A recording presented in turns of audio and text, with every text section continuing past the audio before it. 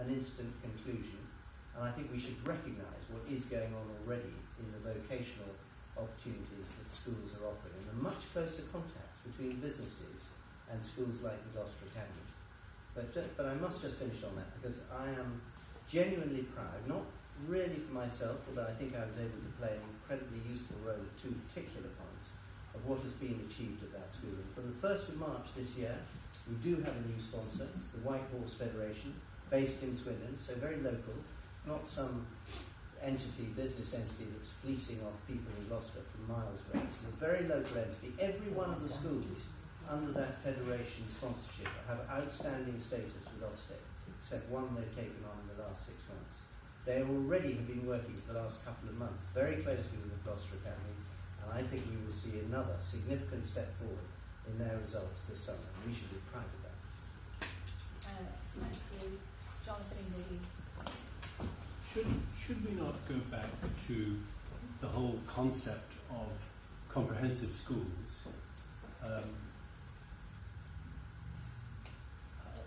As somebody has already said, the problem with selection is rejection.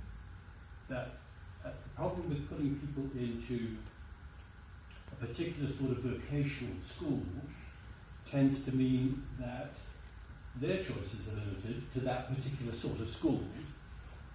The point about comprehensive education, which is what the Green Party wants, is that it's available to all students, and within that school there is a due understanding of the needs of people, whether they are for vocational courses or for more academic courses. I don't know why we've abandoned that. And it seems to me that a lot of our problems here in Gloucester, not just in Gloucester of course, is because we have abandoned that. We no longer have this concept of comprehensive schooling. And the point about comprehensive schooling is that it is, how should we put it, it's a justice issue. It means that to some extent you are trying to create a level playing field. If you want to create an unequal society, the best thing you can do is to make sure that people go to schools which are different. And that's what we do here, I'm afraid.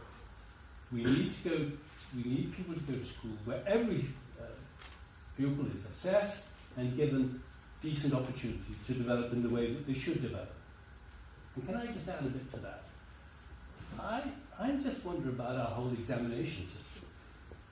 Somebody says that because students have not gained certain grades, and you can put a cut-off point anywhere there, they are failures. Well, are they? I mean, it depends what you're trying to do with students. If you're saying that passing exams is the mark of success, yes, perhaps they are. But is that the only way we want to assess our children? Surely not. I worked for a long time in higher education, and the more I worked with the students, the more I found that actually exams were the problem. Far from being educationally useful, they were damaging. You could you could come into a class and get really enthusiastic about some subject, and a student would put their hand up and say, "Sir, will there be a question about this in the exam?" End of enthusiasm. Really? Do we really want that system in which we are trying to assess our students constantly by examinations which are actually testing a very narrow skill base? That's a big subject. But I'm for comprehensive education. I think we should go right back to the start. Of course, the old joke about if you're going to get to Beaufort Academy, I wouldn't start from here, sort of idea. We've got what we've got. But I would go right back, and I think the Green Party would go right back and say, we want a revolution in education where we go back to that primary necessary thought that we need a level playing field We need equality of opportunity, and you get that through an education system in which comprehensively people are welcomed and then assessed, and they go on from there. And I would add as a driver to that, we're paying far too much attention to examinations.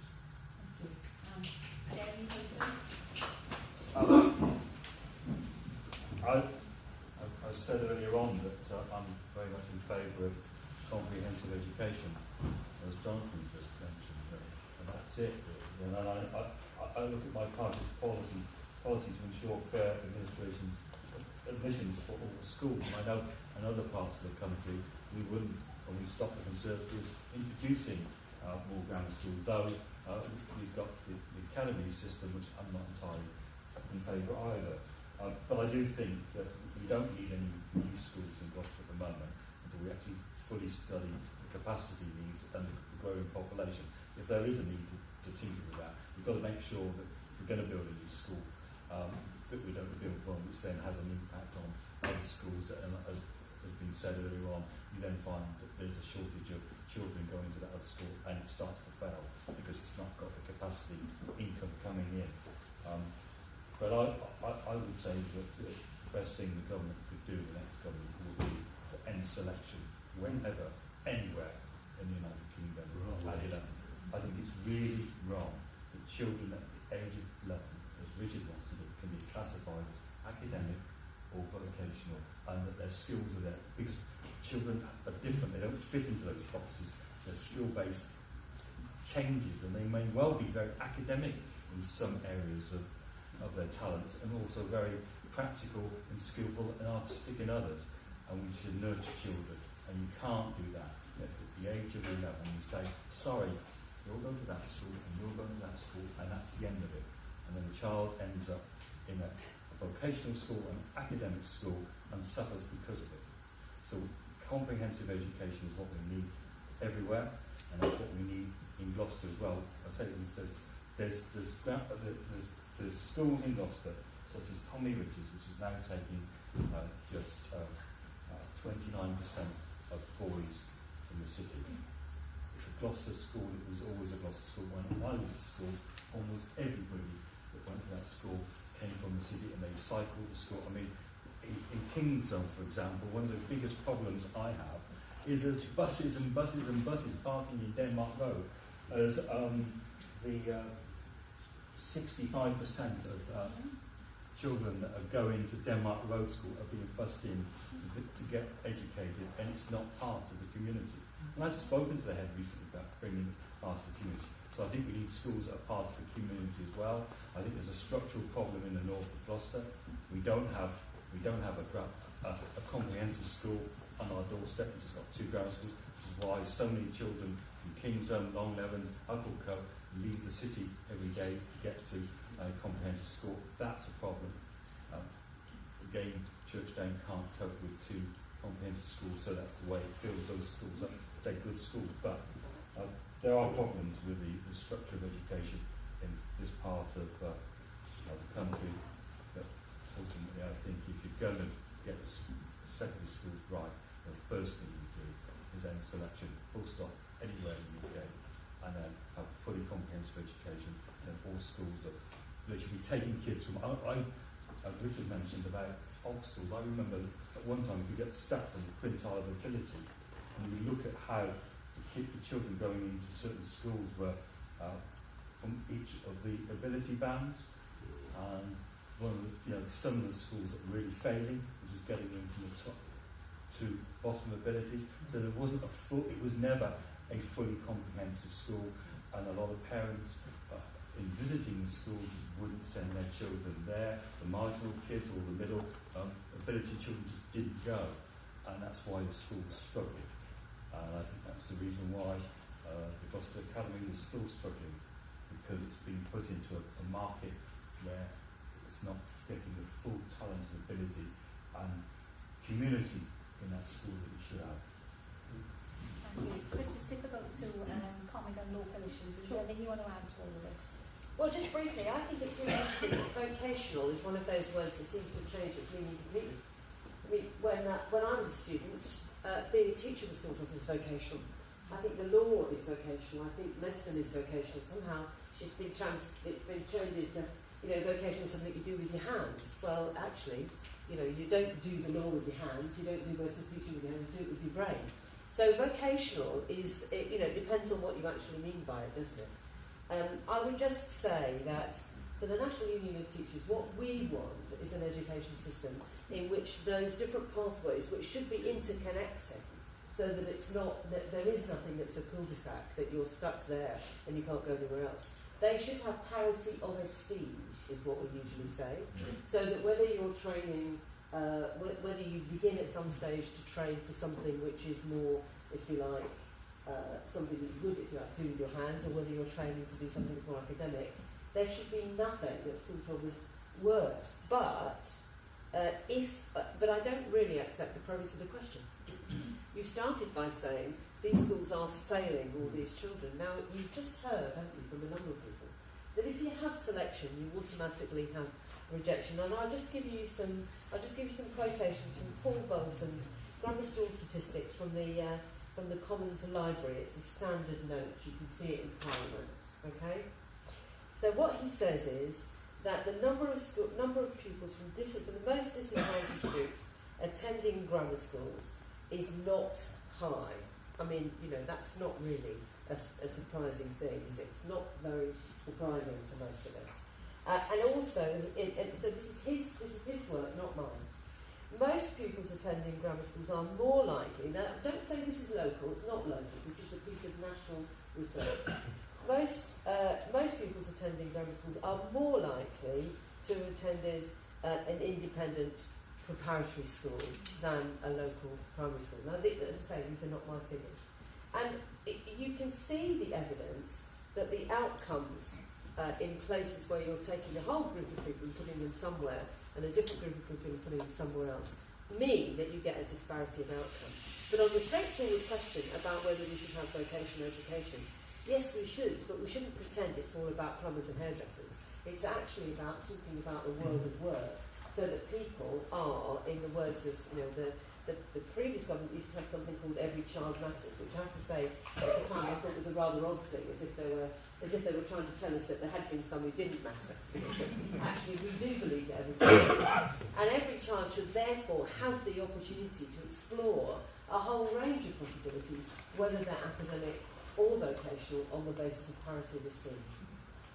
Thanks, Chris.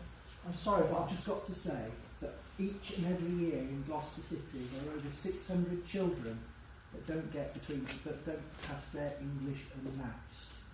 That is scandalous. We're talking about the GCSE system, the education system, the exam system we have. It's not touching nearly 50% of the children that go to school in this city. That's the issue. People who want to be hairdressers or plumbers or whatever, they need the English and the maths, but they're failing because of the system we have at the moment. Hence, I don't know. You're the brains behind there, aren't you? In terms of getting a system up together where you can actually. Well, maybe they're failing because, as you know, 3 years ago, the GCSE arrangements were suddenly changed after children had done their exams. Precisely. Well, that's maybe they're failing because this year. Last year, speaking and listening was suddenly taken out after they'd been preparing for it. So it's, we've got 600 children each year that are failing their exams and got nowhere to go. But you're right. There are significant problems with the exam system per se. We're all here tonight because we're very concerned about the future generation. And that's why we're here. And very interesting question now. I'm going to call a sixth form student, James Stafford. Thank you. At a cost of £27,000, is university gradually becoming an unrealistic goal for the majority of our students in Gloucester? Thank you very much, James. I'm going to go to Richard Ford. Yes, I think it is, and I think that's really a great pity. And how do we overcome that? I said earlier on that together with the NHS, the education of our young people is I think, the biggest priority of this country, the future of our country. When I went to university, there was a grant system. That's all changed. Then the fees came in. I think it was £3,000 a year now. It's now it's 9,000 a term. And I do think that's making universities more elitist. UKIP's policy is perhaps not all kids need to go to university. That's one thing to consider. I mean, I think some university education has expanded massively since I was at university. Maybe some kids are going the wrong route and getting burdened with debts as a result of that.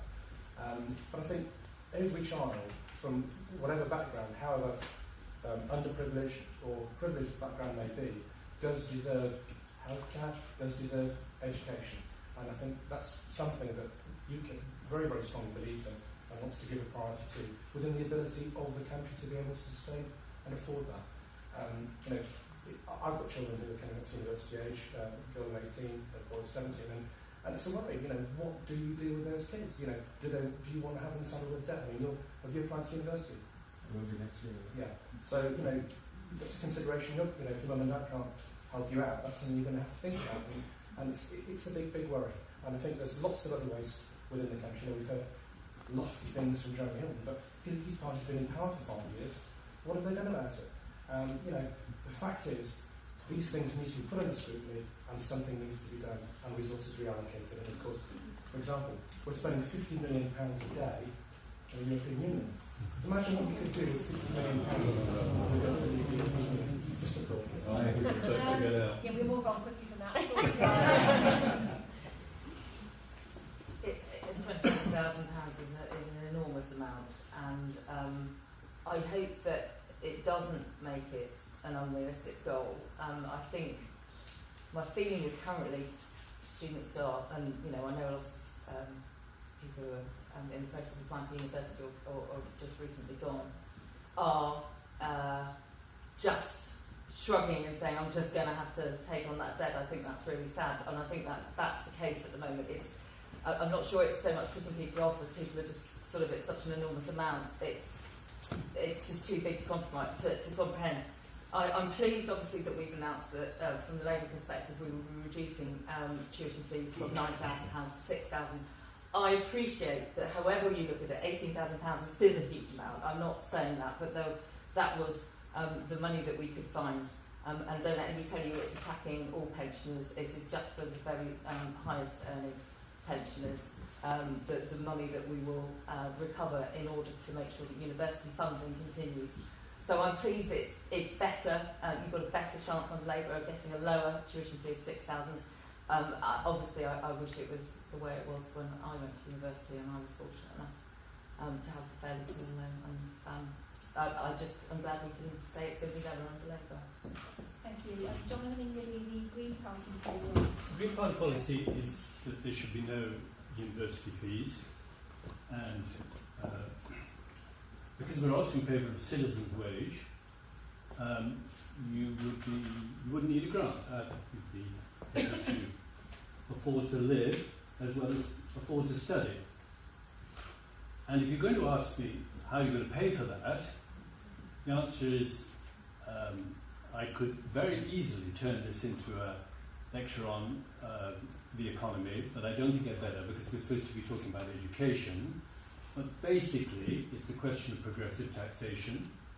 For example, you could have an education levy on businesses who benefit hugely from people who go through university education and get it for free, and get their training for free.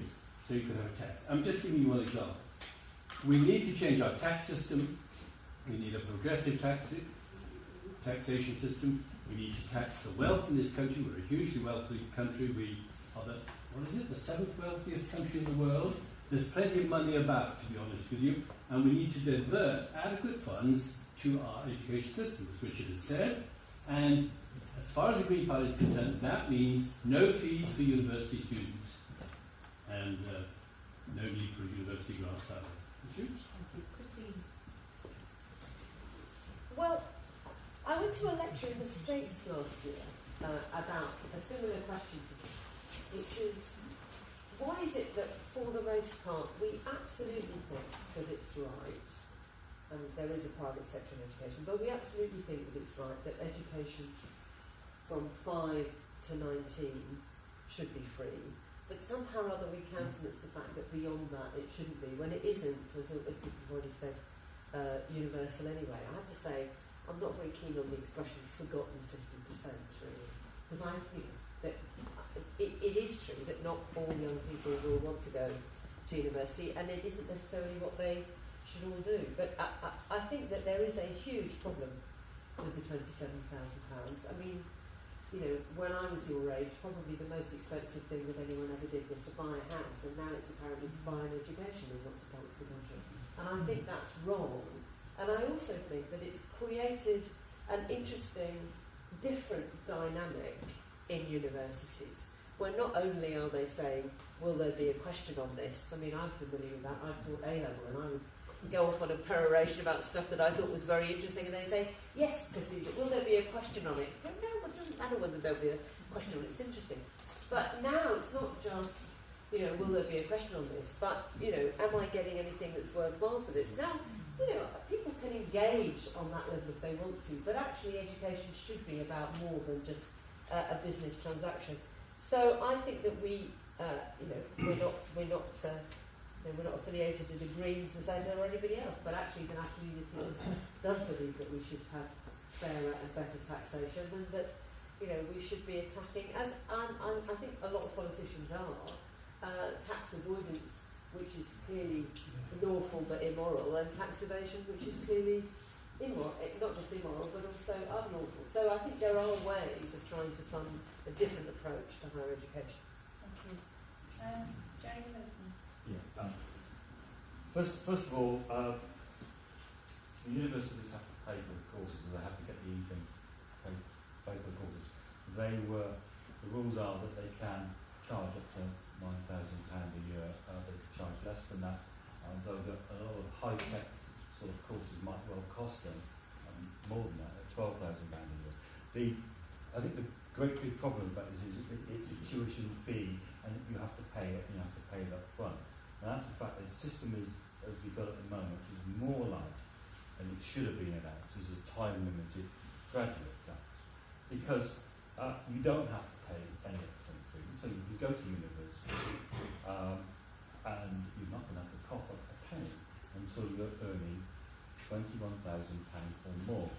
The Labour Party's proposal is financially illiterate, because what it will do, it will mean that anybody that starts and earns more than £35,000 a year will in actual fact pay off their debt quicker and will be better off, and will have to pay less over that period of time than somebody who might stay on a salary of £25,000, £26,000 for a number of years.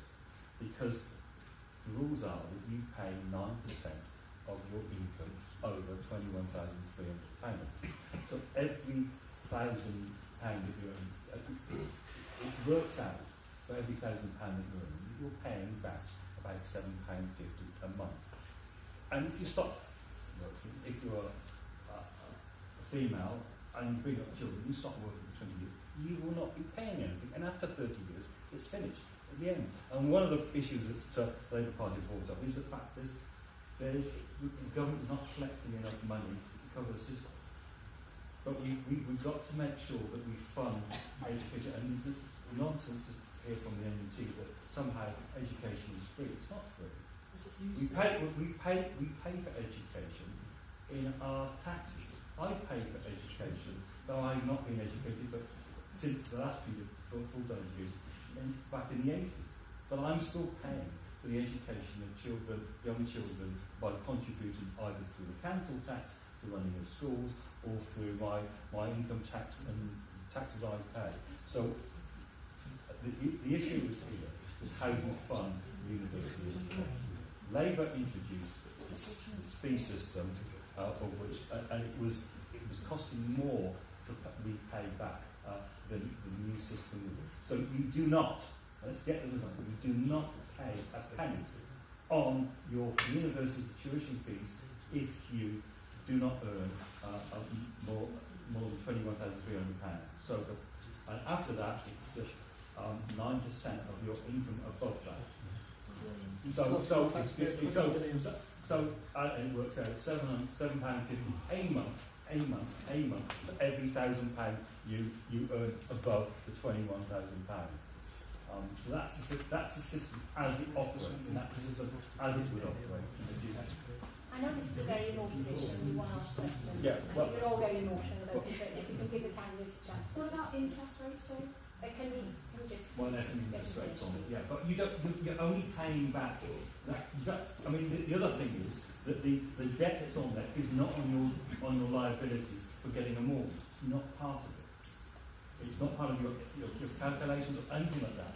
You only pay. So if you stop working to have children and have 2 or 3 children and don't go to work for 20 odd years because that's your children, you won't be paying a penny for your university degree. But Taxpayers will let the cost of 20 billion. It's a failing system. 20 billion. you set it up. Labour set the system up. We made it fairer. It's a climate budget. You signed the pledge in the last election that you wouldn't increase tuition fees. This is a very emotive issue. I'm standing because I'm not very tall. That's what I do in the National Executive. You lied. And it's a very emotive issue. And I have to say, I wonder why Davies said sorry. There we are, I see that list from Richard Graham, MP. Thank you. Yes, actually, I think this is an issue on which the coalition solution is almost certainly the best possible solution. That's not necessarily going to be a popular thing to say. So let me try and explain why. The first thing about the whole business of charging for university education is, where did it come from? It basically came because the model of the state paying for it worked when a very low percentage of people were going to university. As soon as you had a government with all the best intentions in the world, who decided that it was a target to get 50% of the population to go to university, the game changed massively. It became unsustainable in terms of funding for the taxpayer. So something had to be done. And there was a lot of debate from all parties before the last election on what a way forward could look like. And there was a lot of work done by the coalition afterwards to come up with something which, as far as possible, was progressive. And progressive meaning that those who earn more would pay more. So what we've got at the moment is a system which is not a fee, it's a loan. And so, James, the answer for you and your contemporaries is, just like my children, one of whom has left university, one is there at the moment, one of whom is about to go, is you've got to work out to yourself, what is the value of my going to university? Is it a great experience, something that I want to do because I've heard from other people that it's 3 really important years in their life, which are going to learn lots of things and come out with some form of important qualification? Is it, am I doing it just because it's a government target and that's what the teachers at school told me I should do when I've done A-levels? Or is it that I've got a massive passion, a real interest in a subject which I want to pursue for the next 3 years and take it as far as I can while I'm at university, and then get all the skills that I've learned pursuing that subject and go and take them out into a wider world and use them? Or is it a simple commercial thing? I'm going to spend 3 years learning something for which I'm going to pay X amount of money in due course, but I'm going to earn much more in the future as a result of this. Therefore, this is a very good investment by me personally. And the reason why it's progressive, and Jeremy's hinted at some of the key